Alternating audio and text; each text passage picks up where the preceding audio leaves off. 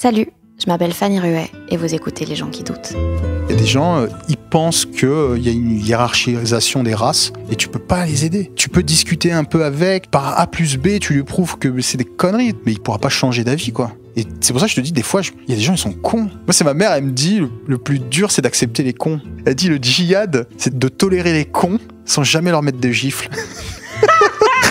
Moi, je pourrais pas, moi. C'est sûr, je vais aller en enfer, maman.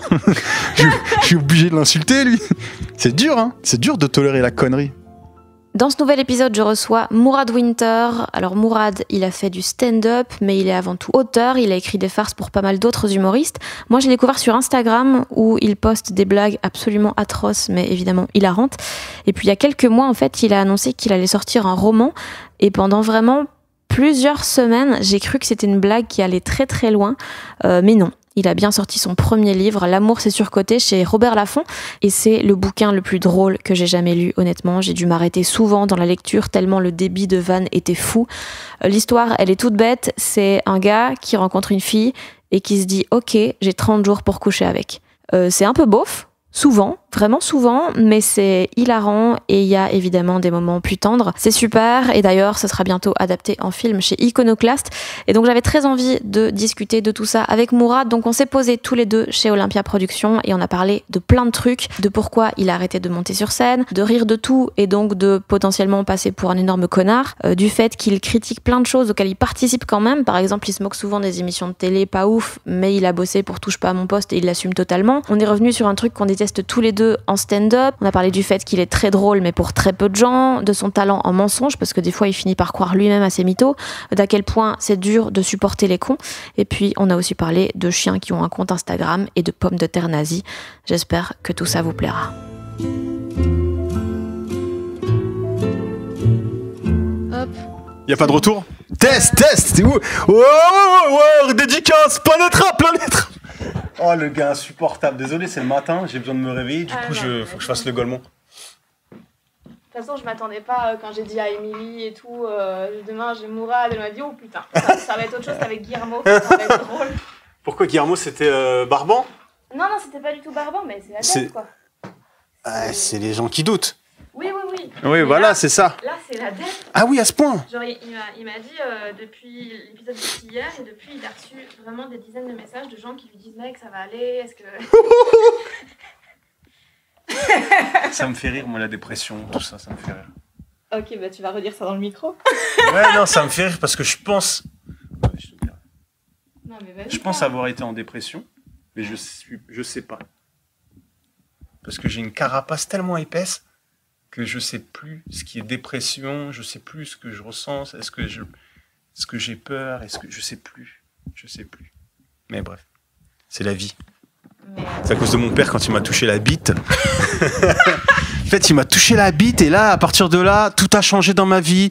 J'avais plus les mêmes sensations, je croyais plus en rien. Je vais évidemment mettre ça comme teaser, comme si c'était premier degré. Ouais. Quand son père lui a touché la bite, reportage édifiant. Ok, mais du coup, ça a commencé bien, mais. Ça y est, ça enregistre là? Ouais. Ok, vas-y. Non, mais tu sais pas si t'étais en dépression? Ouais, non, je dis, je vois plein de gens en ce moment qui parlent de dépression, tu sais, en mode, ouais, ça va pas. Beaucoup d'artistes, d'influenceurs aussi. J'ai l'impression que c'est devenu un business. Ouais, c'est vrai. Tu vois, c'est comme les influenceuses qui disent toutes, moi, j'ai eu une grossesse difficile et pendant 3-4 mois, elles vont teaser sur leur grossesse difficile pour créer du contenu. Teaser. Ouais, je te jure, elles teasent là-dessus. Accouchement difficile. Bah ouais, mais c'est la base de l'accouchement d'être difficile. Donc déjà, arrête de spoiler, on connaît la fin, tu vois. C'est déjà dur. Et il y a ce truc de toujours essayer de... Maintenant, c'est un peu un business de dire que tu vas mal. Mais je sais pas. Après, maintenant, le problème, c'est comme c'est le gars qui crie au loup et il n'y a pas le loup. Et un jour, quand tu auras le loup, tu fais ah ouais, t'es con, Michel. Et là, c'est ce qui se passe. Il y a tellement de gens qui font du business sur la dépression, sur le fait de se sentir pas bien en tant qu'artiste, que maintenant, dès qu'un artiste il va me dire ça, j'ai envie de lui dire je sais pas si c'est vrai. Tu vois, j'ai des doutes là-dessus. Ouais, mais je pense qu'il y a un truc aussi c'est tellement devenu ok de le dire que dès que c'est le cas, tu le dis. Sauf que, enfin, tu vois. Mais C'est juste que souvent, les gens vont pas bien. ouais, c'est vrai que les gens, en fait, à la base, mais comme on a tout déconstruit ces 10 dernières années, est-ce qu'on n'aurait pas tout il reconstruire? faut tout reconstruire sur le fait de ne pas communiquer. Ne pas discuter, voilà, ça va mal, je veux pas savoir, salut, t'imagines? On refait une société comme ça où personne se parle. Ah, c'est bon, casse pas les couilles, ça va. On a tous déjà perdu ses parents. Le mec, vraiment un connard, quoi. Ça ira mieux, quoi. Yes. Non, mais ouais, c'est vrai qu'en ce moment, il y a beaucoup de gens en dépression. Et moi, comme je te disais en off, je sais pas si j'ai déjà été en dépression. Je le pense parce que j'ai eu des effets physiques. Moi, j'ai eu des zonas. Tu vois, le zona, c'est... Le truc rouge. Bah, en fait, ça dépend. Moi, ça me prend en bas du dos. Et en fait, c'est toute une ligne c'est un nerf enfin, ça explose. Moi, ça explose vraiment dans mon corps. Okay. Et en gros, le zona, je crois que c'est comment s'appelle la maladie avec tous les boutons, là? La varicelle. La varicelle. La varicelle du cul. Bah, ouais, voilà. C'est la varicelle qui se réveille, genre, plus tard. Et normalement, les zonas, c'est passé 60 ans. Ouais. Tu vois, c'est genre ton corps, il a oublié la varicelle. Et du coup, là, ça revient et tu chopes une varicelle et ça te fait un zona. Et moi, j'ai eu déjà 2 zonas, et et on m'a dit que c'était le stress, la panique et tout ça, et c'est tombé pile au moment où à chaque fois j'ai eu mes enfants, parce que j'ai 2 enfants. Vraiment, c'est quand j'ai eu mes enfants, le stand-up, le taf, tu sais, tous ces trucs-là réunis d'un coup, explosion, zona, hôpital et tout, la totale, quoi. Ah ouais? Ouais, je te jure. C'est pour ça que je pense que je fais des dépressions tellement cachées qu'à un moment donné, mon corps, il fait vas-y là, fais une vraie dépression, frère. Vas-y, fais comme tout le monde, prends des Xanax et plains-toi. Et comme je me plains pas, Tu te plains jamais? Non. Pourquoi? Non, je sais pas. Ça sert à rien, je trouve. Tu vois, je préfère me plaindre peut-être à l'écrit, tu vois. Après, se plaindre de la vie, de tout ça. Moi, je pense qu'on a des... Après, voilà, c'est comment moi je vois les choses. Je trouve qu'on a des belles vies en Occident, tu vois, donc j'arrive pas à me plaindre. C'est très terre à terre, hein. Mais c'est vraiment ce truc de hey, mange tes légumes, il y a des enfants en Afrique qui ont faim. Et ben moi, c'est comme ça tous les jours. Yes. Tous les jours, je pense aux enfants en Afrique. La vie de merde, t'imagines le gars? Toute ta vie, t'es là, tu penses aux enfants. Les gens vont dire putain, mais il est mielleux en fait ce type. Non, mais vraiment tous les jours, à chaque fois qu'il y a un truc négatif qui m'arrive, je suis allez, c'est pas grave, allez, on passe à autre chose, vite. Et t'as pas peur qu'un jour, genre, ça grossisse? Si, mais moi, je sais, à 40 ans, je vais faire une dinguerie. Genre, soit une tuerie de masse, soit je vais quitter ma femme, les gosses, je vais me retrouver avec une pute au Mexique. Je sais, il va y avoir un truc comme ça. La crise de la quarantaine, elle va être incroyable. Mais pour l'instant, ça va. Tu pourras m'inviter, Direct, ça va être le feu. Putain, mais l'épisode, comment il va décoller après ta tuerie? Oh là là, ils vont dire, ah ouais, il avait teasé. Ouais, mais il a spoilé, le bâtard. Donc, ouais, je pense vraiment qu'à un moment donné, je vais faire une vraie dépression comme tout le monde. Mais ça va être, je sais pas ce que je vais faire, ça va être, ouais, ça va, je sais pas, on va voir, on verra. Rendez-vous dans 6 ans. Ah putain, t'as déjà 34. 34, ouais. Mais les gens, ils ont pas l'impression que j'ai 34. Non, 28. Ouais, mais c'est comme parce que je m'exprime comme un gommon. J'ai toujours des casquettes, des trucs, du coup, les gens se disent, ouais, il est jeune et tout, mais ouais, 34. Mais en même temps, tu te fous toujours dans des situations où tu cherches la merde. C'est excitant. Les problèmes, c'est trop bien. Parce qu'en fait, c'est pas des problèmes. Qu'est-ce que tu veux dire par je cherche la merde? Mais genre, t'as eu tes gosses, tu t'es dit, vas-y, j'arrête la télé, je me lance dans le stand-up. Ouais. Je me suis dit, vas-y, difficulté. Allez, on y va. J'ai fait, là, c'est bien, je m'amuse, c'est cool, je suis heureux. En fait, je suis monté sur scène, j'étais heureux. Contrairement à beaucoup d'artistes qui montent sur scène parce qu'ils sont malheureux. Genre 99% des artistes, à mes yeux, enfin des stand-uppers, stand-uppeuses, parce qu'il faut vraiment arrêter de... J'ai des problèmes récemment. mais c'était quoi ce gate? Parce que moi, j'étais en cure Instagram, et donc je suis arrivée juste pour les excuses. Qu'est-ce que c'était drôle. Et j'ai pas compris ce qui s'est passé. Non, en fait, moi, je vanne tout. Tu vois, pour moi, tout est drôle. Et il y a un truc qui m'excite, c'est comme le rapport des humoristes avec leur carrière. Je trouve que les humoristes, ils rigolent de tout. On a ce truc de ouais, mais c'est notre métier, blablabla. Mais derrière, dès que tu parles un peu de carrière, d'évolution, du fait que ça décolle pas ou que ça décolle bien, et il y a un truc très sérieux, très genre non mais là, je te permets pas, tu vois. Et du coup, moi, dès qu'il y a un truc qu'on faut pas faire, je sais pas, Je sais pas, ça m'excite, c'est trop drôle, tu vois. C'est vraiment drôle. Dès que les gens ils sont dans leur dernier retranchement, t'as envie d'y aller. Et ce qui s'est passé, c'est que il y a une nana, donc je tairai le nom, tu vois, qui a posté il y a eu un comédie club, c'était leur première. Ils ont mis 11 gars. La vérité, c'est que ils auraient pas dû. Je suis assez d'accord, moi, sur le fait qu'il faut mixiter, tout ça. Je suis entièrement d'accord. Mais ils ont essayé d'avoir des nanas au niveau. Ils n'ont pas eu des nanas au niveau qui n'étaient pas disponibles. C'était fin juillet. Il y a eu ce truc-là de, ils se retrouvaient avec 11 mecs. Mais il n'y a pas beaucoup de meufs. Il y a pas de... Au niveau médian, il n'y a pas beaucoup de meufs. Je suis soit assez elles d'accord. sont huge, soit elles n'ont pas encore assez... Mais je suis totalement d'accord avec ce truc c'est soit elles sont vraiment très fortes, soit c'est pas encore au niveau, c'est tout. Et là il y avait pas de nana très forte pour ce plateau ou pas disponible parce que il y a des nanas qui pouvaient pas, tu vois. Et ça a commencé à une humoriste qui a essayé de créer un genre de buzz.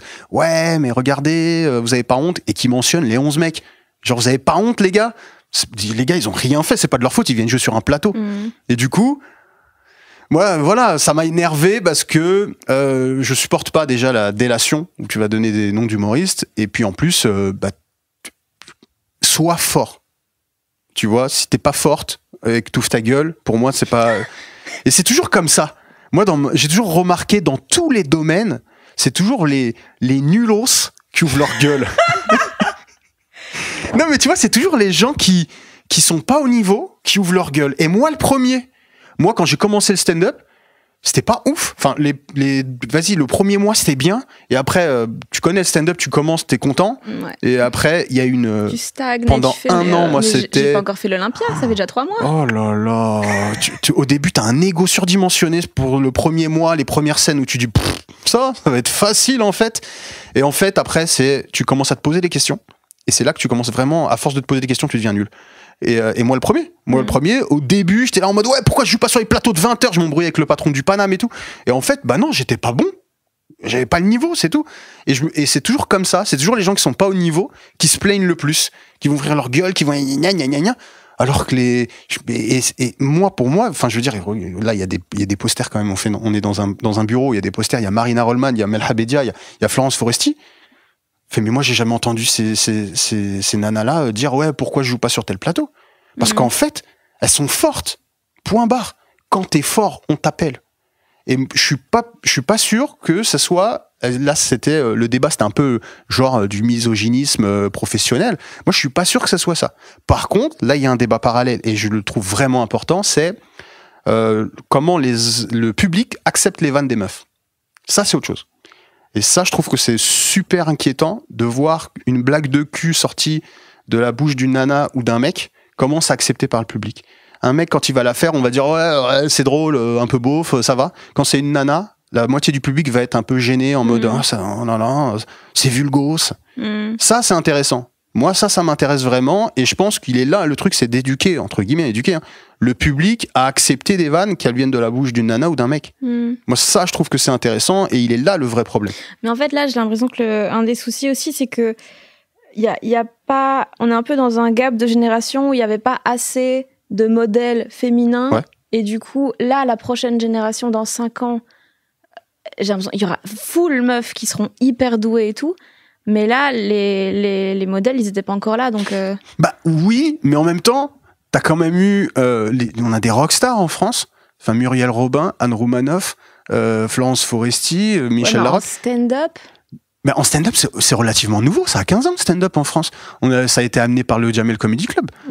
Tu vois, c'est pour ça que je trouve, moi, que c'est... Mais toute cette génération-là, il n'y a pas de meuf à part Blanche. À Blanche, il y a Amel. Mais déjà, dans la sélection...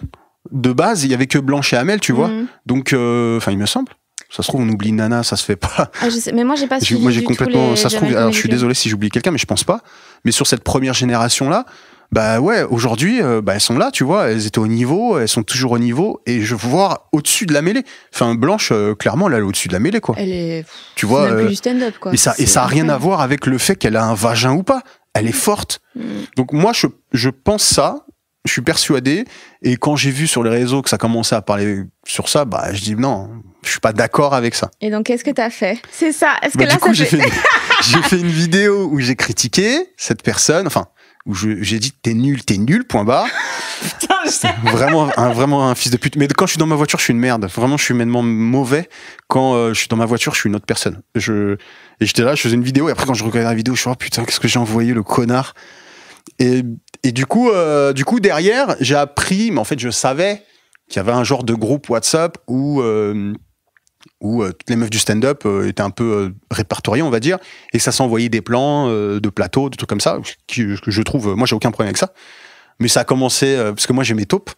J'avais plein de meufs dans le groupe qui me renvoyaient des screens du groupe, et je me faisais allumer, tu vois. Et c'était drôle. Et du coup, bah, j'ai joué un peu là-dessus. Je faisais genre, écoutez les filles, vous embrouillez pas pour moi, je vais créer un autre groupe pour vous sans les taupes et tout. Donc c'était un peu un truc d'enculé. Mais en fait, ça m'a fait rire le fait d'être un enculé. C'était drôle. Mais et puis c'est tout, quoi. Ça va, c'était pas méchant. Et puis ça s'est bien passé. Et puis non, il n'y a pas de... Puis moi, après, dès que je chope un fil, après, je le tire au maximum, tu vois. Je vais créer... Et puis, je crois on était le 28 juillet. Ouais. Je partais 2 jours plus tard en vacances. J'avais rien à faire. J'étais en mode, vas-y, amuse-toi. Tu fais tes valises, tu fais, vas-y, tout de suite. Hein. Là, j'ai rien à faire, je vais faire des bêtises, quoi. Donc, ouais, c'était pour faire le con. Mais c'est ça mon problème après, moi, c'est que j'aime bien faire le con sur tout le monde. Ouais, mais c'est ça qui est assez. Que je trouve fantastique et en même temps que j'ai encore un peu du mal à cerner. Ouais. C'est que vu que tu te fous vraiment de la gueule de tout, des fois. Genre, tu bitches sur plein d'émissions pour lesquelles t'as bossé. Ouais. Tu bitches sur le Paname alors que t'y as bossé, que t'y es souvent. Et du coup, je suis comme, oui, mais pourquoi tu le fais alors ? Alors, t'as bossé pour Touche pas à mon poste. Ouais. J'ai bossé pour eux. Et déjà, quand je bossais pour eux, je bitchais pour ça. Parce qu'en fait, moi, quand je bosse, ça touche pas à mon poste. Pour moi, c'est une opportunité de voir quelque chose que je connaissais pas. Je bossais pas en télé. C'est ma première proposition en télé. Je me suis dit, tiens, je vais bosser. Ça va être quotidien. Je vais faire du pognon. Je vais vivre de ça. Et parce qu'il faut pas oublier ça, hein, tu vois, c'était quelque chose qui m'intéressait. J'avais envie de changer de secteur parce que j'avais été, déjà j'écrivais dans l'humour, mais j'avais envie de voir autre chose, quoi. Parce que j'avais eu un resto, plein de trucs, j'ai fait 1000 trucs moi dans ma vie. Laisse tomber, ça va durer, il peut durer très longtemps ce podcast. Mais tu sais que moi, je te connaissais pas avant, il y a 1 an, genre, et c'est Thomas Wiesel qui m'a parlé de ça. Et le premier truc qu'il m'a dit, c'est le cofondateur de la pataterie. J'étais là, oui, mais on parle de l'engager pour écrire des blagues. Mais oui, mais il est drôle. Ah, ok. Non, j'ai jamais co-fondé la pataterie. C'est une rumeur que j'ai lancée. Et ça, c'est vrai ? Je te jure, j'ai pas fondé la pataterie, c'est du mytho. J'ai vraiment menti sur les réseaux. Aucun rapport avec la pataterie ? Zéro, c'est juste le nom, la pataterie me fait rire. Je me suis dit, on va faire croire que je suis fondateur, c'est tout. Et en fait, à la base, j'avais mis ça en bio parce que je trouvais drôle. Tous les gens qui en bio disent co-founder, alors que l'autre, il habite en France et il emploie le co-founder. Arrête! Tu me parles d'une librairie, frère, qu'est-ce que tu me racontes? Tu parles en français déjà. Et donc, l'idée, c'était de me foutre de la gueule de ça, tu vois. Et il y a beaucoup de gens qui ont cru que j'étais vraiment le fondateur de la pataterie. Je dis, vas-y, tranquille. Mais moi, tu tombes dans le panneau, je vois, vas-y, allez. On y va à fond. Hein. Il y avait ça, Égérie Saint-Agur. À un moment donné, je dis que c'était Égérie Saint-Agur. Ouais. C'était une vanne. Et genre, Saint-Agur me contacte. Ça serait bien qu'on fasse un partenariat, tout ça. C'était trop drôle. Tu l'as fait ? Non, jamais. Bah non, je fais pas de partenariat. Jamais ? Non, je veux pas. Pourquoi ? Parce que je veux pas être assimilé aux influenceurs déjà. Ouais, tu mais tu vas promouvoir une marque en la défonçant. Bah, en plus, je vais pas être. Je vais vouloir faire le golemon, ça va. Enfin, je sais pas, il y avait un truc malsain et que je trouve malhonnête avec ma ligne éditoriale, à savoir être un golemon. Et du coup, je peux pas même accepter de l'oseille pour des trucs On m'a proposé. Même aller bouffer dans un restaurant, faire des stories, des trucs comme ça, c'est con, mais juste ces trucs-là. Je viens, je paye. Si tu veux, je fais un truc pour toi parce que je te connais, mais jamais je mangerai gratuitement pour de la pseudo-visibilité ou autre, tu vois. Okay. C'est vraiment un truc c'est pas mon délire. Ok. C'est pas mon délire, mais on était à où juste avant ? La digression, elles sont belles. Touche pas à mon poste. Ouais, touche pas à mon poste. Je fais. Au début, je connais pas trop. Vraiment, on me parle des nouilles dans le slip, tout ça. Je me dis, on va voir. Et de l'intérieur, je me rends compte qu'en fait, tu peux pas faire grand-chose. T'es assez sclérosé par l'actualité, par Cyril Hanouna qui, du jour à 17h, te dit, l'émission à 19h, à 17h, on change tout, on fait ça. Et moi, j'étais juste avant que ça parte vraiment en couille sur le côté. C'est ce que tout le monde dit, ça, non? Ouais. Non, mais c'était déjà parti en couille dans le côté un peu Golemont. Mais moi, ça me dérange pas. Je trouve qu'il faut des émissions de Golemont, c'est bien. Les gens, ils ont envie de. Des fois, les gens, ils ont envie de regarder de la télé et de pas se prendre la tête.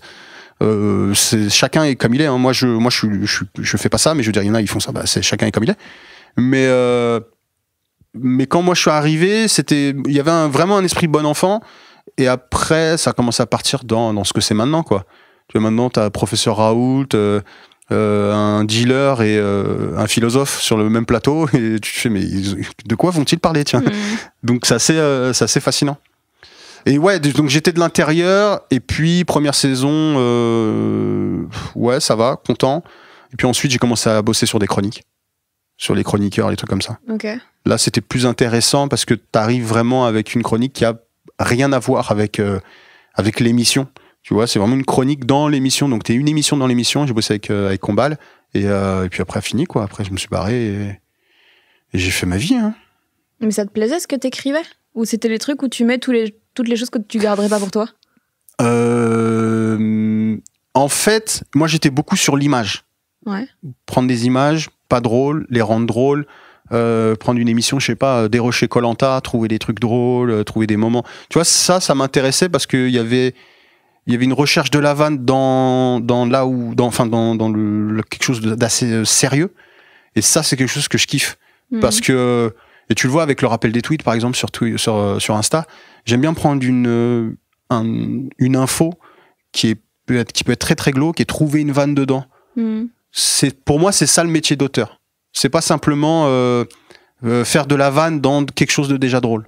Ouais, non, ça c'est assez insupportable. C'est vraiment trouver dans quelque chose de pas drôle, trouver la vanne, quoi. Pour moi, la plaie de ce siècle, vas-y, c'est les gens qui font du stand-up en juste parlant d'une émission de télé-réalité dont le principe est déjà drôle. Ouais, et juste, ils font rappeler des faits. Il n'y a pas de blague. Bah en fait, c'est comme commentateur sportif. Ouais. Tu commences ce qui est en train de se passer devant nos yeux. Tu vois, moi, quand je jouais, parce que je joue plus, depuis le Covid, et puis après, je suis trop heureux pour jouer là. J'étais heureux, donc je suis monté sur scène. Et en fait, maintenant, je suis trop heureux parce que j'ai eu un deuxième enfant et ma vie, tout se passe bien. Et le premier était pas ouf? Le premier, c'était un buvard. Ah ouais. On va dire que c'était un peu... C'est ta fille que tu préfères, toi? Ouais, de ouf. Ouais, l'autre, je m'en bats les couilles. Et vraiment mauvais, le père. Non, là, je suis vraiment bien, j'ai plus besoin de scène, tu vois. Mais quand je montais sur scène, j'avais à un moment donné un passage sur la télé-réalité. Et un jour, je le réécoute, je fais, mais j'ai les rires, j'ai tout, ouais, c'est cool. Je fais, mais en fait, c'est nul. Clairement, c'est nul. Parce que déjà, les vannes sur les télé-réalités, sur les influenceurs et trucs comme ça, déjà, ça a été fait. Et en plus, déjà, ils sont drôles ce qu'ils sont, c'est drôle. Après, je l'ai retiré parce que je fais, mais non, c'est pas ça que je veux faire. Mais quand je montais sur scène, j'avais ce truc aussi de... Tu sais, au début, tu te dis... moi, j'ai arrêté au bout de 2 ans et demi, tu vois. Bah, avec le Covid, ça faisait 2 ans et demi que je faisais du stand-up. Et j'avais déjà ce truc de me dire... est-ce que ça va plaire ou pas? Et je crois que c'était ça le plus difficile. C'est que le Covid m'a réveillé. Ça m'a fait, en gros, tu montais sur scène juste pour faire rire des gens, peu importe si toi, ça te faisait rire ou pas. Et c'est ça,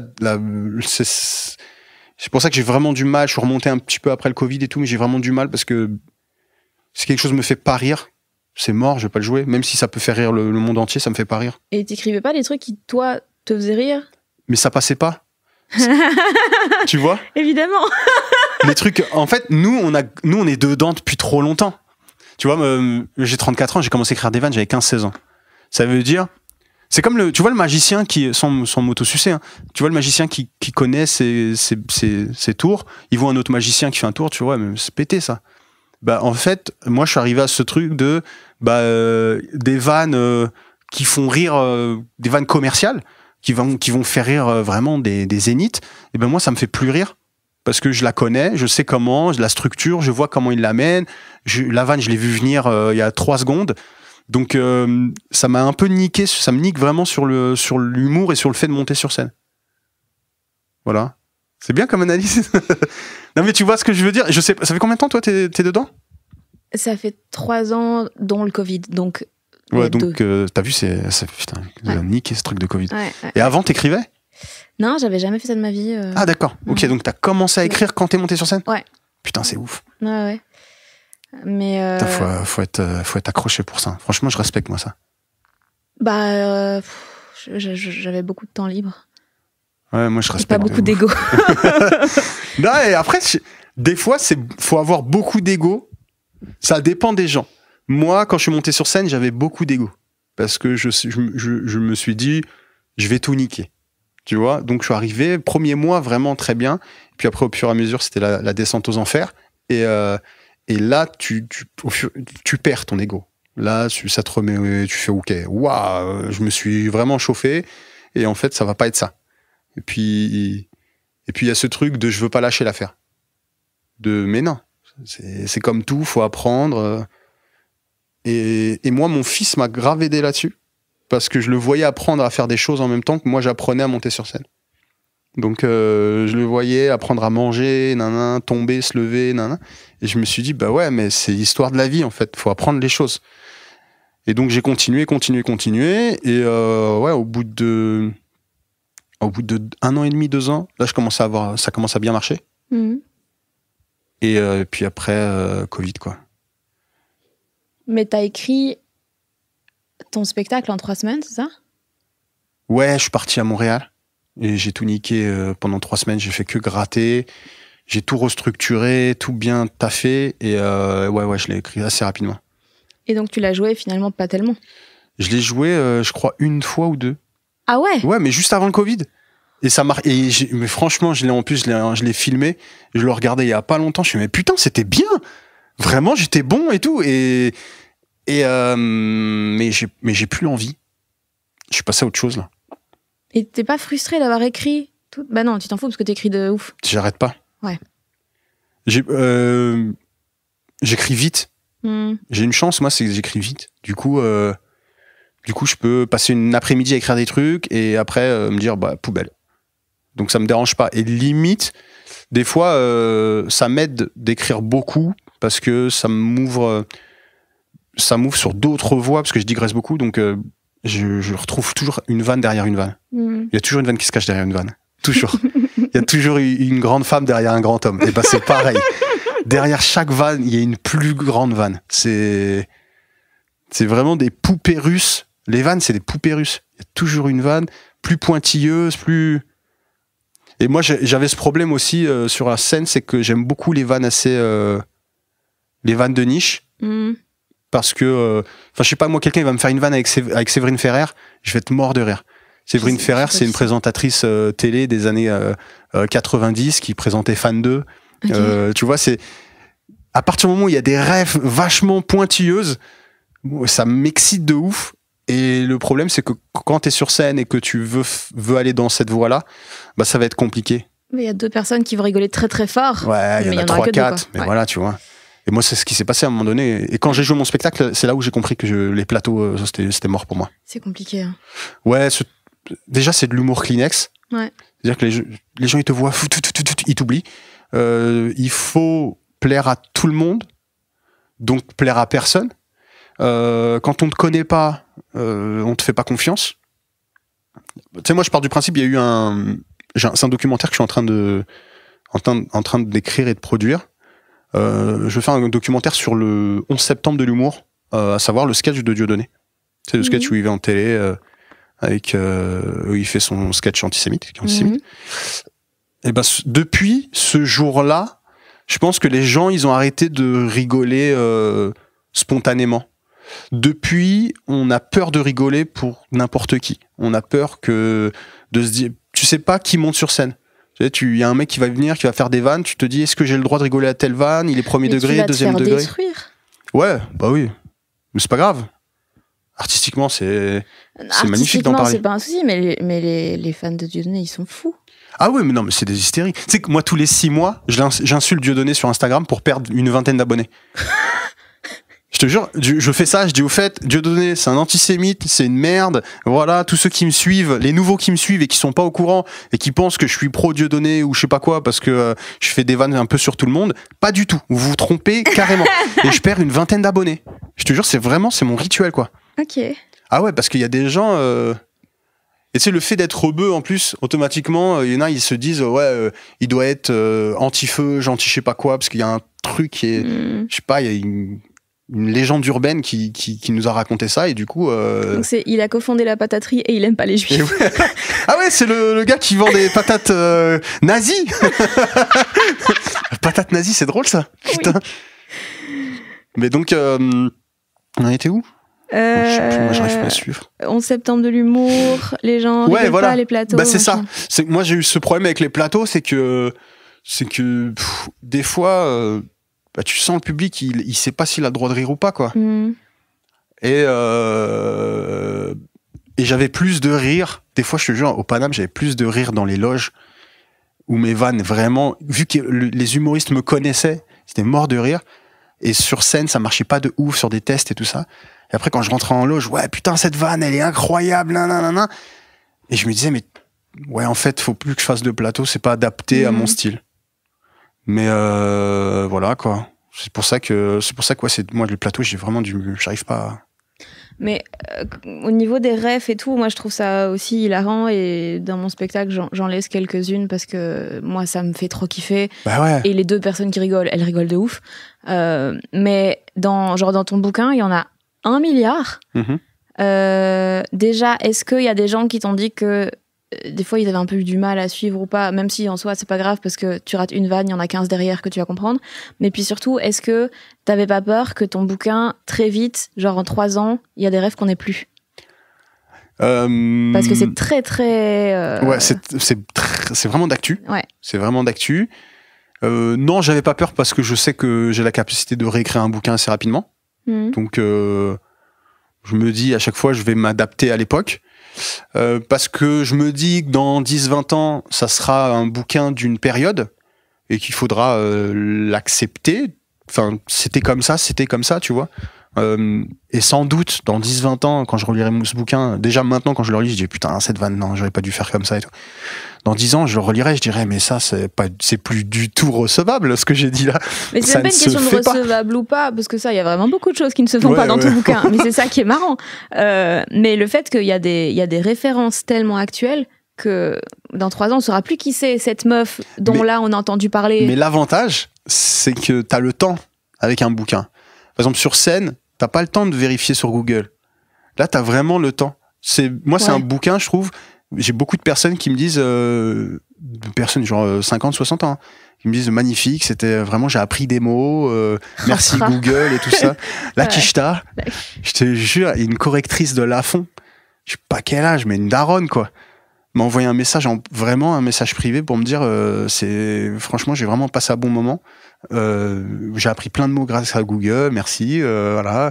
La Kishta, je ne savais pas qu'est-ce que c'était, je dis, ouais. Ça fait plaisir, tu dis, ah ouais, elle a fait la recherche, et en fait, moi, ça me va bien sans le faire exprès, ça me va bien de me dire, ah, bah, ça peut être un bouquin qui se lit en même temps, avec ton téléphone, quoi. Tu le lis, et en même temps, tu t'arrêtes, tu fais, oh, tiens, je vais vérifier ça, et t'as le temps de vérifier.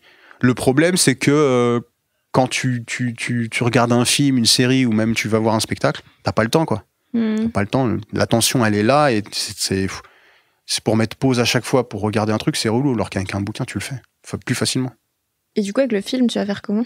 Oh putain, si tu savais le nombre de vannes que je dois retirer, c'est un enfer. C'est comme, tu sais, c'est quand tu retires une vanne auquel tu crois vraiment et auquel t'étais fier de la mettre, parce que c'est une fierté à chaque fois de mettre une vanne que tu trouves efficace, et que derrière en plus on dit ouais, telle vanne nana. C'est vraiment, c'est à chaque fois des petits coups de couteau comme ça. Tic, tic, tic. Ça fait chier, mais pour le bien du film, tu sais que le film n'en ressortira que vainqueur. Bon les gars, j'ai foiré. J'avais enregistré un truc en backup sur la carte mémoire de mon enregistreur, et donc forcément je me suis retrouvée avec une carte full en plein milieu de l'interview, et je l'ai pas remarqué tout de suite. Donc en gros j'ai perdu 30 minutes de conversation avec Mourad, et honnêtement c'était les 30 meilleurs. Donc vraiment je me suis tapé la tête contre les murs. Il y avait des choses vraiment hyper intéressantes. On a parlé d'écriture, de son roman, et notamment il a raconté un truc que j'ai beaucoup aimé, c'est le fait que quand il veut avancer, il se trouve des ennemis un peu imaginaires comme ça. Si on lui dit non mais tu vas pas écrire un roman, il va faire genre ah ouais, eh ben, il va avancer lui en ayant une sorte d'ennemi comme ça dans sa tête. Donc voilà, je suis désolée, je m'en veux vraiment beaucoup. Heureusement par contre, on a parlé vraiment longtemps, donc voici la suite des 30 minutes perdues. C'est compliqué, j'ai l'impression d'avoir des points de vue. Vraiment, enfin, tu parlais de quoi toi dans ton spectacle? Est-ce que tu vraiment racontais ta life en faisant des blagues auxquelles les gens pouvaient évidemment se raccrocher machin, ou est-ce que vraiment t'avais des points de vue sur des choses? Ouais, moi j'avais des points. Alors mon spectacle, je l'avais appelé Fin du monde. Ouais, je crois que c'était ça. Et en gros, la ligne directrice, c'était mon mariage. Donc plein d'événements pendant le mariage, mais enfin pendant le mariage, avant, après, c'était le fait que c'est la fin d'un monde, le mariage, parce que tout ce que tu as vécu avant, c'est fini, c'est terminé. Et j'utilisais ça pour parler aussi de la fin du monde actuel, parce que j'estime que là, on est dans la fin d'un monde dominé par le mâle blanc hétéro cisgenre CNews de 50 ans, et qu'il y a un nouveau monde qui arrive où il n'y a plus tout ça, quoi. Il n'y a plus ces règles, tout est déconstruit et tout est nouveau, et ces gens-là de l'ancien monde ont peur de ce nouveau monde, et ils te disent que non mais c'est pas comme ça la vie, c'est comme ça parce que nous on a toujours fait comme ça et jusqu'à présent on est encore en vie. Ouais mais non, en fait non, maintenant tu fais ce que tu veux, ta sexualité, ta religion, tu fais ce que tu veux, voilà, c'est tout, point barre, et tu rentres pas dans ma vie parce que je rentre pas dans la tienne. Donc c'est pour ça qu'à un moment donné je parle aussi de mes grands-parents et de leur façon de penser, la mienne, comment on est complètement différents, et c'est vraiment un choc. Pour moi, il n'y a pas un choc des civilisations, il y a un choc des générations. C'est ça le vrai problème problème entre guillemets, hein, et de notre époque et qui vont animer l'élection de 2022. C'est vraiment ça. Les personnes âgées ont vécu dans un style, et beaucoup ça les dérange, le nouveau style. Bah ouais, mais c'est comme ça, quoi. Point barre. Et donc moi, c'était ça. Tout mon spectacle, ça parlait de ça. Et tu vois, il y avait un point de vue, il y avait du travail. Fallait vraiment que c'était le début. Vraiment, il y avait. Je savais qu'il me fallait encore 1 an de jouer 2-3 fois, une fois, voire 2 fois par semaine. Mais ouais, je partais sur une idée. Et quand j'ai commencé à l'écrire, je partais sur une idée. Je partais pas sur l'avion. Très bonne idée. Il y a un sketch à faire sur les avions. Pourtant, j'aurais pu, tu vois, mais je partais pas sur ça. Moi, je n'ai jamais vu le stand-up comme ça. Il y a des gens qui font je pense.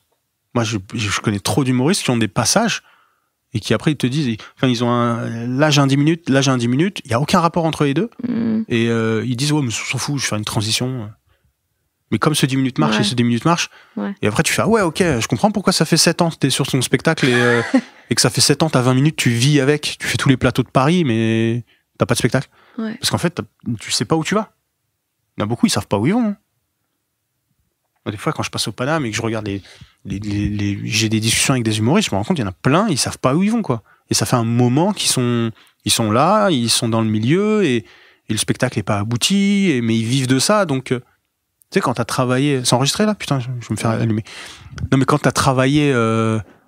tu travailles 7 minutes par jour et que tu prends 50 balles, et en parallèle, t'as peut-être, je sais pas, le RSA ou je sais pas quoi, et que tu fais rien de ta vie, tu vis la nuit, les potes, les trucs, les sorties, ça peut vite devenir... le temps passe déjà très très vite, et puis ça peut devenir addictif.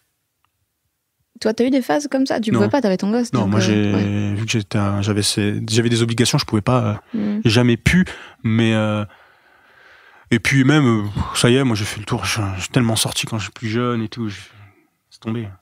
Donc j'ai fait le tour du truc et j'ai vite compris que c'était pas mon délire, quoi. Mais ouais, ça c'est, tu vois, ça les plateaux, il y a aussi cet engrenage de se dire ouais, je vais faire des plateaux, je vais travailler mes textes, nanana, et puis t'avances pas réellement parce que t'es dans un microcosme où tout le monde est pote, ouais, ça rigole et tout, et puis à la fin, 1 an plus tard, tu vois, mon spectacle est pas du tout prêt là, j'ai que 10 minutes. Ouais, puis il y a un peu ce truc de ouais, non mais je vais bosser mes textes et tout, puis tu changes une phrase, t'es là ouais, mais j'ai bossé, ça a changé. Il y a ça, il y a le fait que il y a la concurrence, t'es dans les loges, il y a d'autres humoristes. Ouais, ça c'est un truc tu dis je vais tester, parisien, ouais, l'enfer. Moi je me suis retrouvé sur des plateaux où vraiment il y avait des gens, je les méprisais par leur attitude, par leur façon de dénigrer les nouveaux, les moins bons, et du coup, je me disais, mais en fait... Alors que toi, tu les dénigres tous. Tous. Moi, tous. Vraiment. Que tu sois bon ou mauvais, pour moi, t'es une merde. Non, mais il y avait ce truc vraiment de compète qui me... Pour moi, l'humour, vraiment, on rigole, on est des potes. C'est pas sérieux. Tu vois, vraiment, c'est une bulle enchantée. On est dans un monde qui est clairement... on est 0,00001% de la population mondiale à vivre de vannes. C'est privilégié, il n'y a pas plus privilégié que nous. Et t'arrives, t'es dans un truc de compète et tout. Il y en a, ils veulent être les plus drôles du plateau. Toi, tu viens pour faire des tests.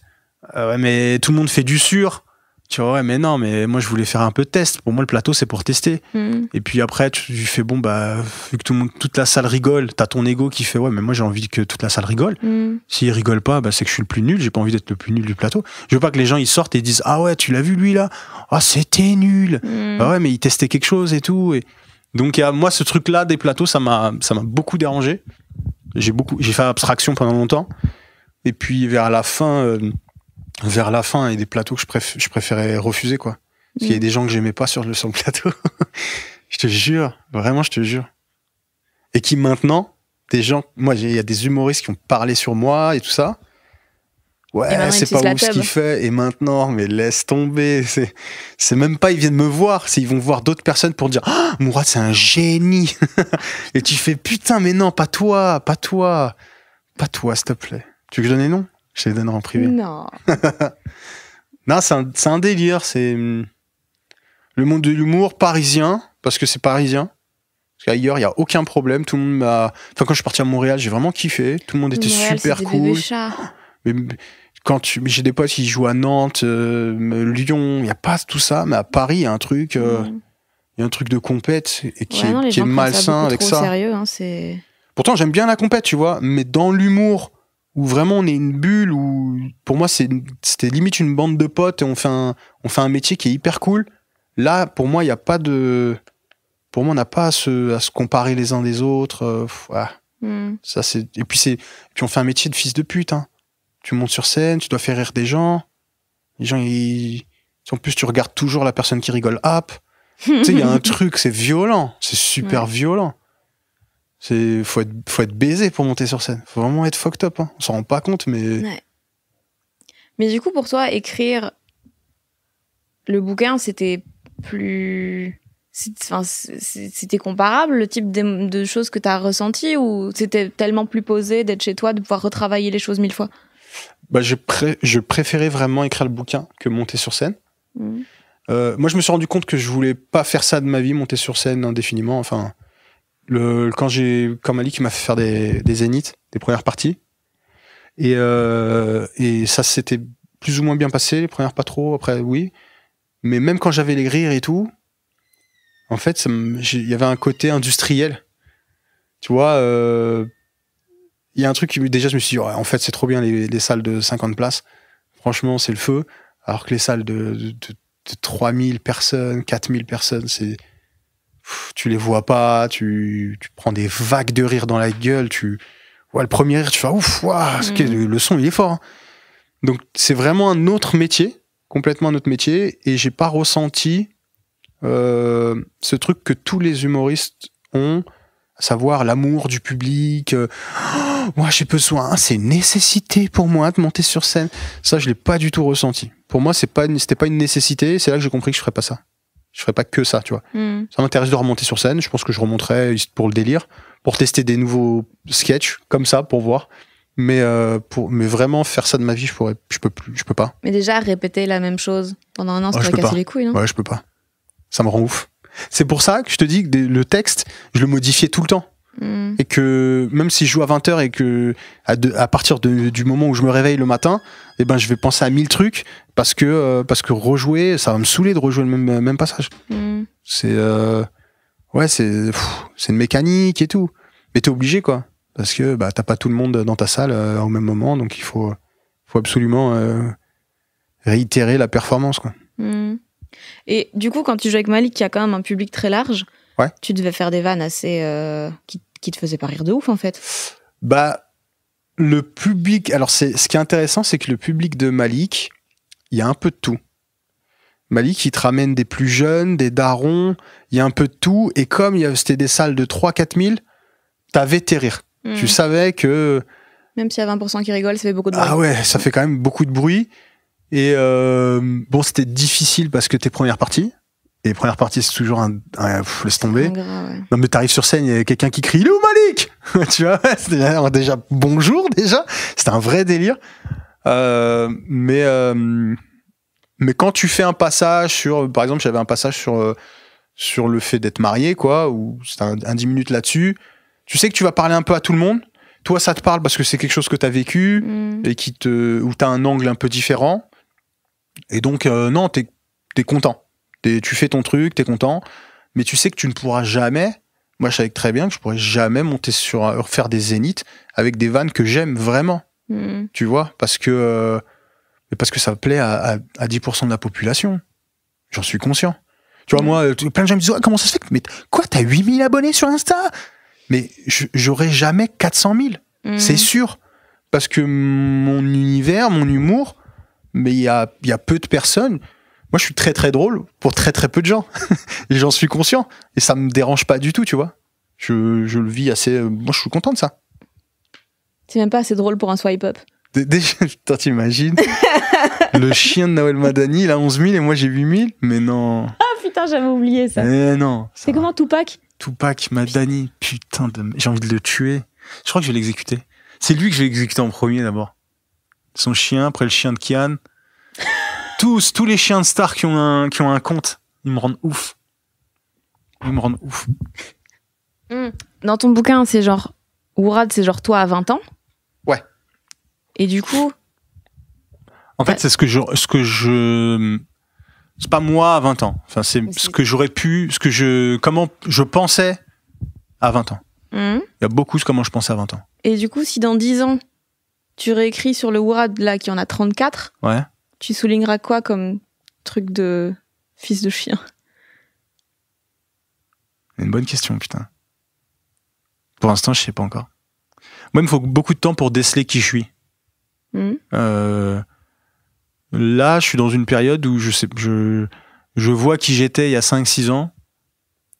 Mais maintenant, là, j'ai pas encore le truc. Après, le deuxième bouquin va parler de... Je peux pas, parce qu'il y a des gens, ça se trouve, ils vont lire le premier. Mais bon, je sais déjà, le deuxième et le troisième, ils vont parler de quoi, tu vois.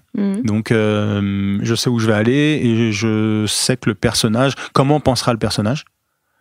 Parce qu'il va se passer des choses dans sa vie qui vont faire qu'il va penser autre chose. Mais maintenant, si je dois écrire maintenant... Non, maintenant, je suis vachement plus... Je suis vachement plus posé, j'ai plus ce truc du mec de 20 piges qui veut que baiser, tu vois. Parce que c'est ça la base du film, du bouquin. C'est un mec qui veut baiser, quoi. Simple. Efficace. Enfin, je veux dire, c'est pour ça que je suis allé droit au but. Enfin, l'être humain, j'ai bien calculé tout ce qu'il faisait. Et le mec en particulier, il veut baiser. Tout ce qu'il fait, c'est pour baiser. Il veut être riche pour baiser, en fait. Il veut tout. Il veut baiser. Et à un moment donné, il tombe amoureux et il se marie, il a des gosses et il baisse plus. Le mec, il parle de lui, là. Non, mais et le mec, et c'est ce qui se passe. Et c'est après, derrière, il y a l'adultère, il y a tous ces trucs-là, tu vois, que j'ai aussi envie d'aborder, que je vis pas, mais il va falloir que je l'aborde. Parce que c'est quelque chose qui est vraiment dans l'intimité. Là, j'ai vu récemment un film de 1969 qui s'appelle L'Arrangement, qui est incroyable, qui traite de l'adultère. Vraiment, c'est incroyable. C'est de Elia Kazan. Et c'est quelque chose qui m'intéresse vraiment parce que moi, je connais pas l'adultère, mais j'ai envie de connaître. Tu vois, dans le sens où c'est quelque chose qui j'ai envie de... Donc là, faut que je lise... Je t'ai trompé, mec, par curiosité. Non, chérie, je te trompe, c'est juste pour le troisième bouquin, en fait.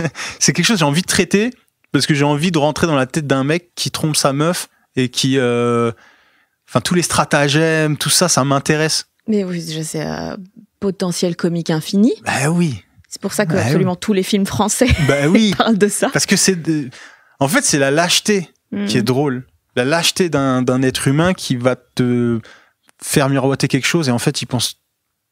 Mais c'est diamétralement opposé ce qu'il pense réellement et ce qu'il vit réellement. C'est ça, moi, qui m'intéresse, c'est la tricherie. C'est trop drôle, la tricherie. Les gens qui trichent, il n'y a pas plus drôle qu'un tricheur. Là, j'ai vu une série récemment, ça s'appelait Mytho. C'est une série française. C'est une nana qui est débordée par sa vie, des gosses, le taf, le mari, c'est un connard. Et à un moment donné, elle va faire croire qu'elle a un cancer. Et du coup, tout le monde devient gentil avec elle et elle devient dépendante de ça. Donc, elle n'a pas envie de dire la vérité. Et bon, après, c'est un engrenage. Puis bon, malheureusement, comme tous les films français, il y a un potentiel comique incroyable. Et puis, ils vont dans un truc où c'est long, c'était chiant. Vraiment, je me suis fait chier. Mais tu dis, putain, l'idée, elle était folle. Il y a une comédie incroyable à faire dessus et rester dessus. Et la lâcheté, c'est trop drôle, la lâcheté. Donc voilà. Je suis pas très lâche, moi, mais je devrais. Je kifferais être lâche. Tu t'es déjà perdu dans un mytho? Perdu dans un mytho? Ouais. Non. Non, ça va. Toujours été très efficace? Ouais. Ouais. Non, mais moi, je suis fort pour mentir. Très, très fort. Ah ouais, parce que j'y crois, en plus. Moi, je crois de fou à mes mensonges. Je suis ouais, grave, ouais. Et j'imagine le mytho et tout, donc je suis tellement dedans. Après, faut pas l'oublier. Sur les années, c'est ça le plus difficile. Si t'as sorti un mytho et 4 ans plus tard, tu te rappelles de ça? Tu fais, pas du tout, j'ai jamais vécu ça. Mais un jour, tu vas être contacté par des magazines food pour la pataterie. Ouais. Et est-ce que tu vas répondre? Je pense que dans le stress, je vais bloquer. Je vais attends, mais qu'est-ce que je dois faire maintenant? Non, mais je dirais la vérité, j'ai fait croire. Et putain, mais ce serait hilarant que tu répondes à tout. Moi, je kifferais. Tu sais quoi, j'ai envie de faire un deuxième compte La Pataterie et dire que le premier compte La Pataterie, il a été piraté. Venez suivre celui-là. Et maintenant, je suis le CM de La Pataterie. Magnifique. Je pense qu'on n'est pas loin d'avoir fait le tour. T'as une question, genre à la fin?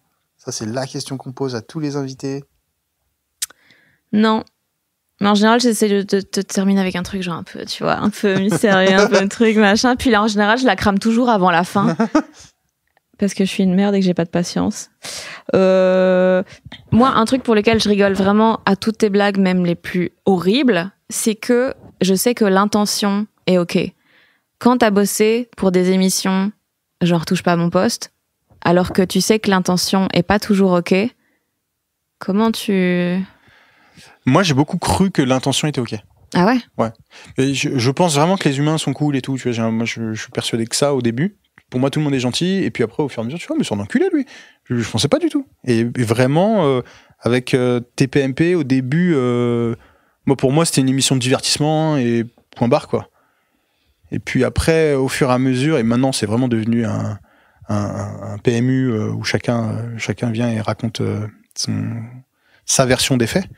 Je suis parti un peu avant de ça, et puis moi comme je te dis, j'avais été dans une bulle, dans les chroniques, dans l'émission. Mais c'est vrai que maintenant quand je regarde, je dis putain, j'ai bien fait de me barrer, quoi. Vraiment, j'ai bien fait de me barrer parce qu'en fait c'est une émission politique depuis le début.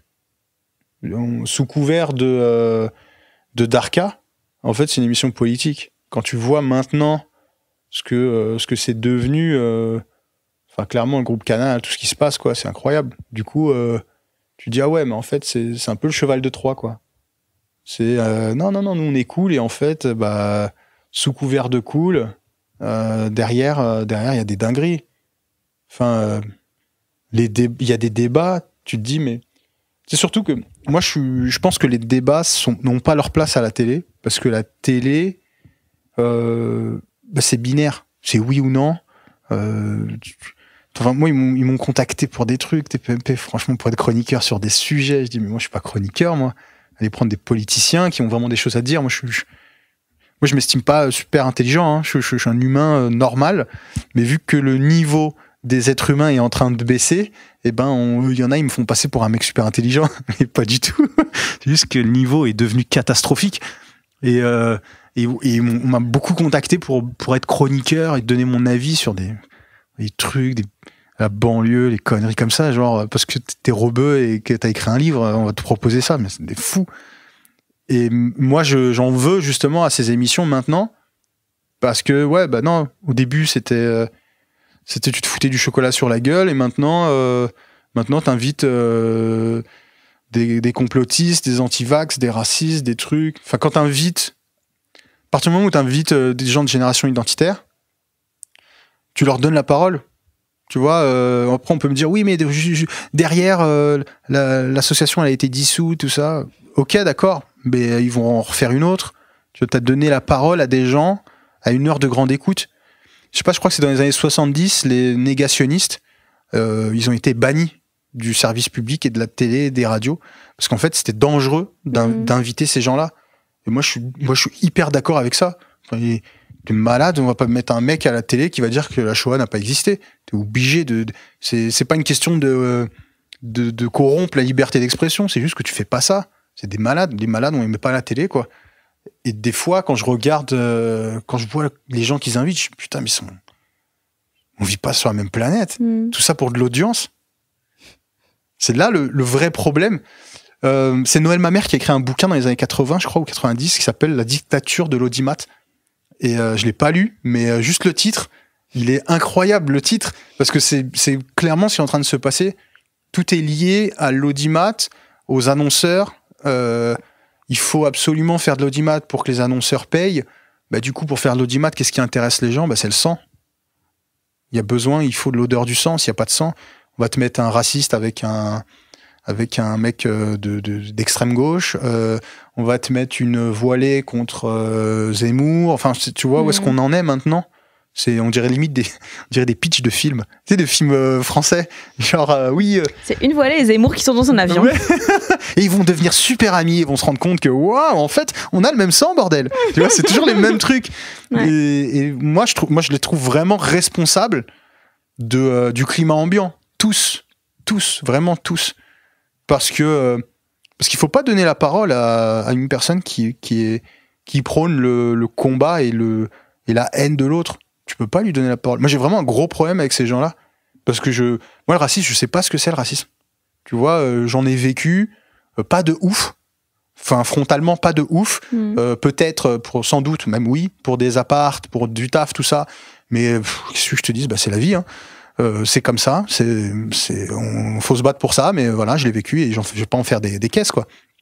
Mais je comprends pas, moi j'ai jamais compris qu'on puisse être pas tolérant avec un homosexuel, avec un juif, je comprends pas le concept. Tu vois, je sais pas c'est quoi. Tu vois, pour moi c'est pour ça que ça me fait rire. Tu vois. Je sais plus, j'étais dans un bus une fois, il y avait un mec bourré et il disait ouais, tous des pédés. Et en fait, tout le monde était choqué. Moi, ça me faisait rire parce que pour moi, c'est pas vrai ce qui est en train de se passer là. Il est totalement ouf, ce gars-là, et ça me fait rire. Et quand je vois que à la télé, on oppose les gens sur ce modèle-là, je dis mais non, c'est pas possible. On n'en est pas là. On est à 1 an de l'élection, à 8 mois. Mais non, c'est pas sérieux. C'est comme moi, vraiment, j'en veux à ces gens-là. J'en veux vraiment. J'en veux aux gens responsables. Quand t'as pas de responsabilité, que t'es con, moi, je tolère la connerie quand c'est quelqu'un qui maîtrise pas tout. Oh, mais d'un côté, ça peut un peu être une excuse de je sais pas, je savais pas, le machin, mais t'as pas cherché non plus. Et tout le monde ne peut pas chercher ou ne peut pas comprendre qu'il faut chercher. Mais c'est un peu à double tranchant, j'ai l'impression. Enfin, c'est un peu... Qu'est-ce qui est à double tranchant ? Ça peut... En fait, je suis d'accord avec toi et en même temps, je me dis... Je sais pas, le truc de... Je sais pas, j'ai pas réfléchi. Ouais. Et tout le monde n'a pas les chances qu'on lui dise qu'il faut réfléchir et qu'on lui donne des clés pour ça. Mais d'un côté, c'est parfois facile de se dire je vais pas réfléchir à ça et je vais rester dans l'ignorance. Oui. Ah oui. De genre, je vois que des gens ont un problème avec une situation... Moi, je vais juste continuer à accepter ça parce que voilà. C'est pas tolérable, ça. Mais moi, j'ai de plus en plus l'impression qu'il y a plein de gens qui se posent même pas ces questions. Tu vois, moi, j'ai eu une discussion avec un mec, une fois, qui aime pas les Arabes. Vraiment. Et j'ai vraiment essayé je lui ai parlé pendant longtemps sur Instagram. Il me parlait... Tu lui as dit tes 3 qualités. Franchement, il était con, putain. Et j'essayais je me battais avec moi-même, je me disais, soit pas ce gars qui va l'insulter ou je sais pas quoi, essaye de parler. Et je discutais, Et après, au bout de quelques mois, je fais, mais en fait, il n'y a rien à faire. Il est comme ça. C'est plus fort que lui. Et il a beau avoir, tu le sens qu'il a des qualités, il peut être quelqu'un de raisonnable et de réfléchi. Mais en fait, c'est plus fort que lui. Il y a des gens, tu peux pas leur retirer. Moi, j'aime bien faire des comparaisons avec la religion. Tu vois, moi, j'ai un pote, je sais qu'il ne croit plus en Dieu. Je le sais. Mais lui, il se ment à lui-même. Il se ment à lui-même, il continue à pratiquer sa religion de manière comme on lui a inculqué depuis qu'il est gosse. Mais dans les faits, moi je suis persuadé qu'il n'y croit plus. Mais c'est devenu c'est dogmatique dans sa tête. Et il se posera pas la question de est-ce que je suis athée ou pas. C'est comme ça et je fais comme ça et j'irai au bout de ma vie comme ça parce qu'on m'a appris ça quand j'étais gamin. Il y a des gens, ils pensent qu'il y a une hiérarchisation des races. Et depuis qu'ils sont gosses, ils doivent le penser parce qu'ils ont grandi sans doute dans une famille qui le pensait. Et tu peux pas les aider. Tu peux discuter un peu avec. Par A plus B, tu lui prouves que c'est des conneries. Ce que tu penses, c'est pas viable. Tu vois clairement que tu fais fausse route. Mais il pourra pas changer d'avis, quoi. Et c'est pour ça que je te dis, des fois, il y a des gens, ils sont cons. Je te jure, il y a des gens, ils sont cons. Faut les accepter. Et le plus dur, moi, c'est ma mère, elle me dit, le plus dur, c'est d'accepter les cons. Ma mère, elle dit, le djihad, c'est de tolérer les cons sans jamais leur mettre des gifles. Elle dit, le jour où t'arrives à tolérer les imbéciles autour de toi et que t'es en paix avec toi-même et que tu tolères le fait que l'autre, il dit des conneries, c'est pas grave, t'es con, mon pote.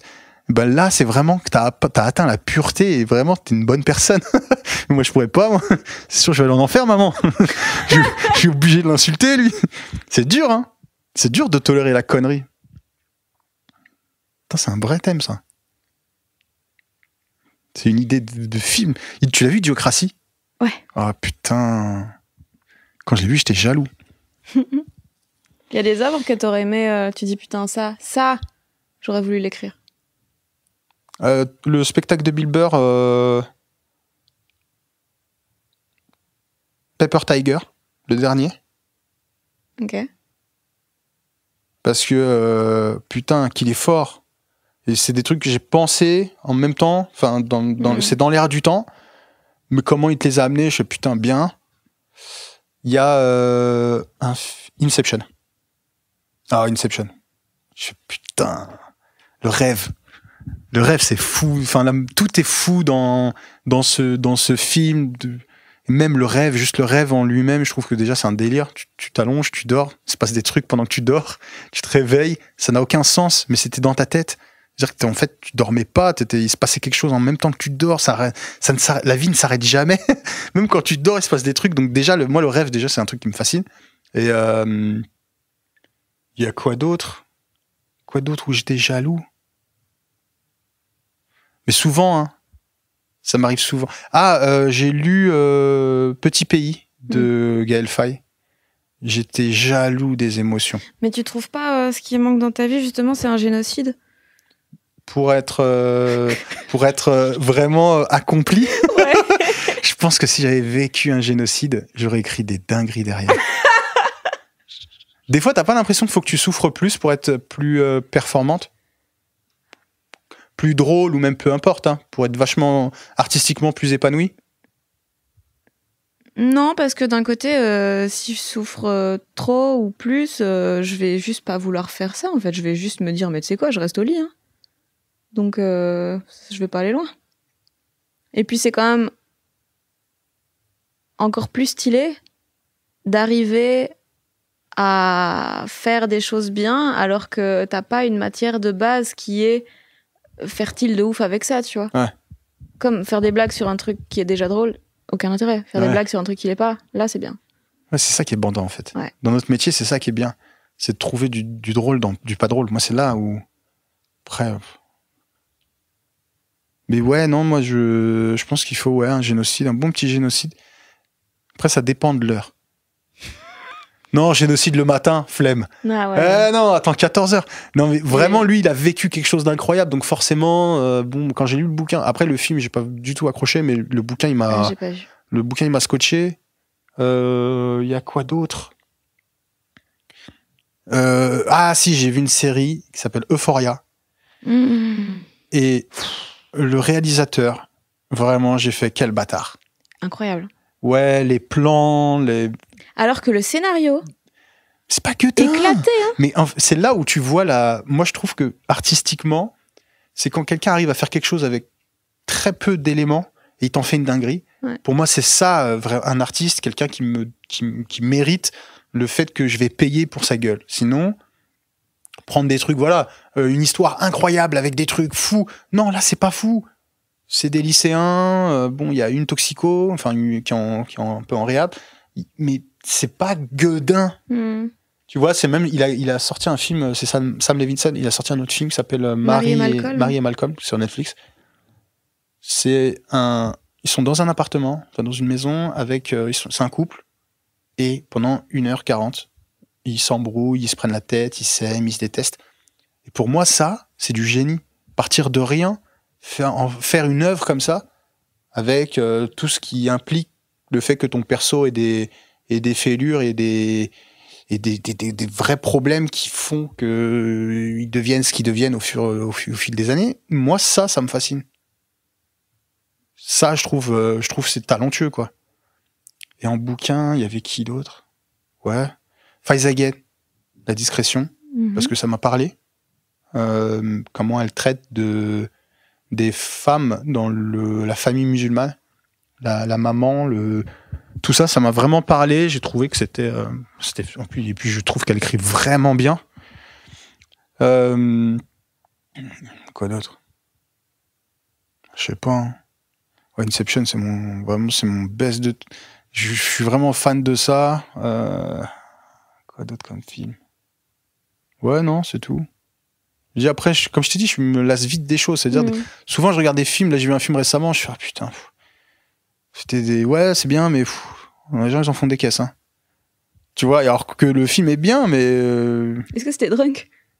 Non. Alors, j'ai vu Drunk. Vas-y, donne ton avis, toi. Ah, moi, j'ai adoré. Ouais, voilà. Mais plein de gens m'ont dit, on en a fait des caisses et tout, alors que c'était pas si ouf. Moi, j'ai trouvé ça incroyable. Non, moi, j'ai trouvé ça. Alors, l'idée est super drôle. Ouais. Le message sous-jacent est quand même fascinant sur comment tu peux vite vriller entre la dépendance, le fait de te faire... Enfin, clairement, c'est des gens qui ne supportent plus leur vie et qui vont se mettre des pseudomines au début et puis vite des mines. Et en fait, c'est ça, c'est comment accepter la vie, quoi. Moi, c'est ça qui m'intéresse. Et c'est pour ça que je l'ai trouvé vraiment bien, le film et l'évolution, les grammes en fonction au fur et à mesure. Je trouvais ça génial. Non, j'ai vraiment bien aimé. Par contre, j'ai regretté de ne pas l'avoir vu au ciné. Tu vois, il y a des films, tu te dis, putain, au ciné, ça doit être stylé, c'est une vraie expérience. Ouais. Et chez Watt, nul. Dernière question. Tu sais que c'est mes dernières interviews, là? Pourquoi? Après, j'arrête tout. Je disparais. Je veux que continuer sur les réseaux, et puis après, s'il y a 2-3 trucs, de la presse plutôt, ça m'intéresserait. Mais sinon, après, j'arrête. Je vais disparaître. Pourquoi tu préfères la presse? Parce que tu dois pas être là? Ouais. Ouais, après, je veux plus qu'on me voit. Pourquoi? Parce que Welbeck, il fait ça, je vais faire pareil. Non, vraiment, parce qu'en fait, je pense que la rareté va être mon meilleur attaché de presse à un moment donné si je suis bien représenté, quoi. Et je pense que le film, déjà, tout se fera avec le casting et que je vais essayer de faire un truc comme ça. J'ai envie d'être vachement moins... En fait, moi, le fait d'être monté sur scène, j'ai compris que je fuis la célébrité. Je pense que l'anonymat, c'est génial. C'est génial, vraiment. Et de plus en plus, j'ai envie de... Je pense que vendre un livre ou même un film, ça ne mérite pas de perdre son anonymat. T'iras pas dans le quotidien? Non, je pense pas. De toute façon, je leur ai envoyé mon livre et tout, ils m'ont pas calculé, donc maintenant, c'est la vengeance. Non, mais vraiment, après, je te dis ça, mais ça se trouve, sans doute, je vais revenir sur mes voix parce que je suis un connard et que j'ai aucune parole. Je suis quelqu'un de lâche, mais il y a de fortes chances que j'opte pour ça, là. Vraiment, j'ai envie mais genre même les réseaux et tout? C'est dur, les réseaux, parce que j'ai besoin de ça pour l'exercice. C'est un exercice pour moi. Mais t'as pas peur des fois de Moi, j'ai ça beaucoup quand j'essaie de faire du contenu pour Internet, machin, des trucs tout petits. Bah, ça me prend tellement de temps que je me concentre pas sur des choses plus grandes, plus importantes. Et donc, la validation, la dopamine des gens qui fait cette blague-là. Ouais, mais t'aurais pu passer 1 heure sur... Moi, je perds un temps fou avec les réseaux. Mais en même temps, ça me fait travailler. Parce que je mets des vannes qui vont me resservir. Par exemple, je la mets... Après, je fais, en fait, elle était bien, celle-là, je la revois dans la journée. Je fais, ok, ouais, hop, il y a eu beaucoup de retours sur telle ou telle vanne. Je fais, ok, je la mets de côté après, et puis je la réutilise autrement. Ok. Je sais comment les réutiliser. Mais ouais, c'est un exercice. Pour ça, peut-être que je vais faire genre en ami proche. Je vais continuer, mais qu'en ami proche. Tu vois. Je vais peut-être faire ça. Comme ça, je suis tranquille. Et parce qu'à un moment donné, ça va me retomber dessus. Je vais me faire des ennemis, des trucs. Mais des ça gens te qui stimule, les comprennent ennemis, pas. non? Ouais, mais je veux pas qu'ils me mettent des bâtons dans les roues. Tu vois, j'aime bien me faire des ennemis tout seul dans ma tête. Mais là, si c'est se faire des ennemis dans le milieu, et après, ça va commencer à me mettre des bâtons dans les roues pour rien, alors qu'à la base, je faisais juste une vanne. Tu fais juste le Ça serait gueulement dans bête. ton coin. Bah ouais, tu vois, moi là-bas, je suis un gueulement, tu vois, et là, ça devient sérieux. Mais non, les gars. Non, c'est pas hier. Là, j'ai fait des vannes, là, récemment. J'ai reçu des messages de personnes qui disent, ouais, t'attaques, bip. Genre, j'attaquais une personne en particulier, je te le dirai après. Et en fait, non, pas du tout, c'est des vannes. Et point barre, quoi. J'ai même pas jugé la qualité de son travail. C'est juste 2-3 vannes. Mais comme c'est quelqu'un que tout le monde connaît et qu'il faut être gentil avec, et ben on m'a dit, oh, mais t'es un malade. Ben non, mais moi, j'ai aucun problème à le vanner parce qu'on se connaît et que c'est pas grave. Il sait que c'est pas grave. T'as pas des soucis si les gens te détestent? Non. Plus tard, c'était une obsession, ça. Plus jeune, excuse-moi, c'était une obsession, ça. Ah ouais? Ouais, je supportais pas qu'on m'aime pas. Pourquoi? Je sais pas. C'est le besoin de la validation et tout. C'est quand quelqu'un m'aimait pas, ça me dérangeait vraiment, vraiment. Plus maintenant. Pourquoi? Je sais pas, maintenant je m'en fous, quoi. Vraiment, je m'en fous qu'on m'aime pas parce que. Et pourtant, je suis pas dans le truc de ouais, je m'en fous, fuck you. Moi, de toute façon, si tu m'aimes pas, ouais, parle à mon cul, ma tête est malade. Tu vois, des trucs comme ça. Je suis pas dans ce truc-là de vouloir en faire trop. Genre, moi, je suis un rebelle. Non, c'est juste que. Vraiment, ça m'intéresse plus. Ça m'intéresse plus. J'ai plus le temps de penser aux autres, ce qu'ils m'aiment ou pas. J'ai plus le temps. J'ai un film à faire. J'ai un film, j'ai des gosses. Mais les gosses, ça prend du temps de ouf. Hein.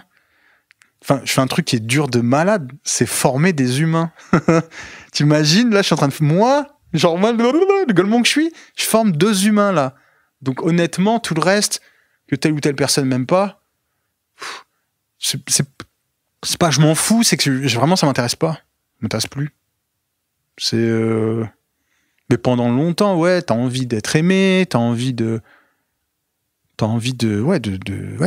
être. Bah, là, récemment, j'ai vu des potes qui étaient à une soirée et c'était des stories, ouais. Et je me disais, mais qu'est-ce que j'ai pas envie d'en être? Parce qu'en fait, ils y sont juste pour qu'on te dise ouais, t'y étais. Et ils vivent même plus leur soirée. Tu sais, une vraie soirée, c'est hey, tu sais quoi, tout le monde met son téléphone dans une box et maintenant venez, on fait une soirée. Entre nous, on est entre nous, faut que ça reste entre nous, faut que ça se vive. Et non, ouais, story, ouais. Bah non. La story quand t'es avec des potes, non, bah non. Je suis pas d'accord avec ça. Voilà quoi.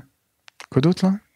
Mais rien, merci. T'as pas la question fatidique là, un truc un peu. Vas-y, dis là, on verra. Après, tu coupes si c'est de la merde. Non, mais là, j'en ai pas. Mais des fois, souvent, il y a un truc qui sort. Mais du coup, qu'est-ce que tu veux? C'est quoi le dernier truc que t'as appris à ton sujet, Mourad? Que je m'énervais quand j'avais chaud. Ah ouais? Ouais, de ouf. Donc imagine si t'as chaud et t'as faim. Oh là là. Des patates. Insupportable. Mais non, mais je te jure que je me suis rendu compte récemment que quand j'ai chaud, je stresse vite et du coup je m'énerve et je deviens insupportable. C'est vraiment, c'est une équation qui loupe jamais. Et j'ai une étude qui est sortie récemment, juste après que je m'en suis rendu compte, et qui parlait de ça. Et je dis, je la montre à ma femme. Je fais, tu vois pourquoi je suis un connard en été? Je fais, voilà, parce que j'ai chaud. Et du coup, j'aime bien. Par exemple, j'écris en hiver. J'écris quand j'ai froid. Je suis à l'aise et tout. Là, j'attends juste une chose, c'est qu'il fasse un peu frais, quoi. Hier, vas-y, heureusement, il y a l'orage qui est arrivé et tout, sinon c'est un enfer. Quand il fait chaud, ça me saoule d'écrire. Mais ouais, j'ai appris ça sur moi. Et j'ai appris aussi que Ah oui, c'est les gens qui doutent. C'est comme ça que ça s'appelle. Ouais. Si on doit revenir sur ça, j'ai appris aussi que qu'en fait, je douterais toute ma vie. J'ai toujours cru qu'à un moment donné, tu doutes pas, t'es sûr de toi et tout. Et maintenant, je suis conscient que toute ma vie, je vais douter de tout ce que je vais faire. Et c'est ça qui prouve que t'es en vie, en fait. Parce que sinon, enfin, que tu réfléchis. Le doute, c'est le prolongement de la réflexion. Si tu doutes pas, c'est que t'as un problème. Vraiment que t'es un malade mental. Faut être zinzin franchement, pour pas douter, faut être zinzin. T'es obligé de douter. Et c'est ça qui fait que tu vas devenir meilleur et que tu vas te battre pour être la meilleure version de toi-même. Même si j'aime pas trop les trucs de développement personnel. Mais c'est trop bien de douter. Mais tu te perds jamais là-dedans? Si, forcément. Forcément, mais en même temps, des fois, t'as des points de repère dans la vie qui font que tu te dis, ouais, mais là, je doutais et regarde, finalement, ça s'est bien passé. Tu vois, par exemple, quand je monte sur scène, il y en a plein, ils disent, ouais, il faut douter pour toujours être performant, tout ça. Moi, je suis pas du tout d'accord là-dessus. Il faut pas douter, il faut pas réfléchir. Tu montes sur scène, tu fais ton truc, t'es sûr de toi, basta. Si tu commences à douter, donc à réfléchir, donc à douter, c'est là que ça s'immisce en toi et que ça devient compliqué. Ben en fait, le doute là, pour le coup, pour la scène, il faut qu'il soit en amont. Oui. Tu doutes avant, tu prépares assez bien, comme ça tout est sous contrôle. Voilà, il faut douter pour être performant, mais une fois que tu vas monter sur scène et que là, ça y est, tu mets ton cerveau en off. Faut être off, vraiment, faut pas réfléchir. Parce que dès que tu réfléchis, ça y est, c'est fini. C'est fini. Faut être un gogol dans la vie. Je veux dire, dès que tu réfléchis, c'est fini. Et moi, j'ai toujours douté. Ça m'a toujours aidé. Et avant, j'ai cru que c'était problématique de douter. Je me disais, ouais, en fait, je doutais de moi. En fait, non, pas du tout. Je m'interrogeais. C'est pas du doute, c'est de l'interrogation. Tu t'interroges sur tes capacités. Et après, tu travailles pour. Et puis après, et voilà, et ça va te suivre toute ta vie de douter pour devenir le meilleur, quoi. Voilà. C'est bien ça. C'est bien comme fin, quoi. C'est très bien, Mourad. C'est super. Merci beaucoup. Continuez de douter, franchement, c'est bien. Voilà, j'espère que l'épisode vous a plu. Je vous conseille vraiment très très fort de suivre Mourad Winter sur les réseaux. Je mets évidemment tous les liens dans la description. Je vous rappelle que son roman L'amour c'est surcoté est disponible chez Robert Laffont. Achetez-le, lisez-le, offrez-le, il est vraiment incroyable. Et puis tant que vous y êtes, abonnez-vous à ce podcast, Les gens qui doutent, c'est dispo sur toutes les plateformes habituelles. Vous pouvez aussi soutenir via Patreon ou Acast en faisant un don de la somme de votre choix. Et puis si vous voulez être sûr de ne rien manquer, vous pouvez aussi me suivre moi sur les réseaux. Fanny Ruet sur Instagram, Twitter, Facebook, YouTube, partout. Des bisous! Et comme d'habitude, cet épisode a été mixé par le fabuleux Maxime Wattieu.